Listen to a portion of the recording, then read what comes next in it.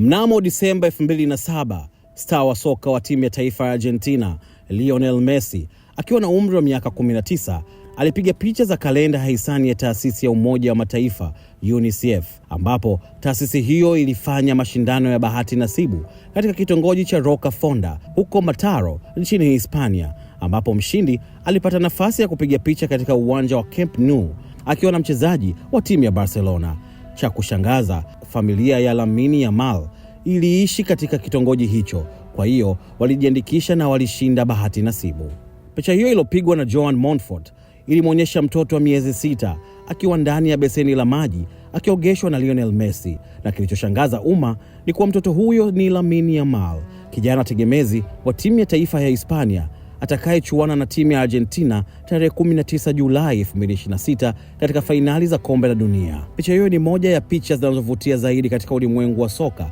ya kizazi kipya, na ina nafasi ya kuwa sehemu ya kihistoria ya kombe la dunia kutokana na wawili hao kucheza katika uwanja mmoja wakiwa katika timu mpinzani. Picha hiyo iliyochapishwa katika kalenda ya hisani 2008 iliyoandaliwa na wakfu wa klabu ya Barcelona na gazeti la Kikatalani la Diario Sport, huku pesa zilizokusanywa zikienda kwa mashirika ya kutoa misaada ikiwa na pamoja na UNICEF na NGOs tofauti karibu na Catalonia.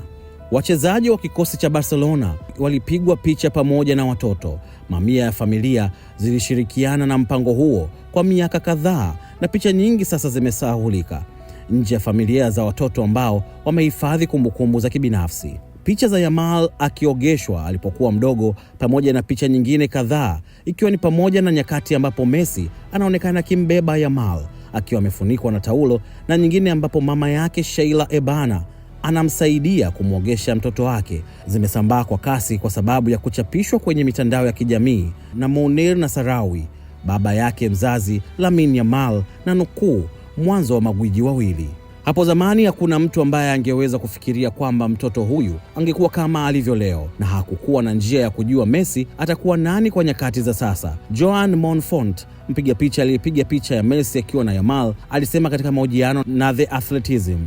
Messi ambaye kwa sasa ana miaka 39 ameonyesha utashi mkubwa katika soka baada ya kutoa asisti 2 chini ya dakika 7 katika mechi ya jana. Licha ya umri wake, Messi ameendelea kucheza kwa uwezo mkubwa, akichuana na vijana aliyowapita miaka zaidi ya 10 kama Erling Haaland, Kylian Mbappe na Jude Bellingham kwa ajili ya Golden Boot na Golden Ball katika kombe la dunia, huku fainali itatengeneza picha halisi ya nani atabeba tuzo ya Ballon d'Or mwaka huu. Mimi ni Ino TZA.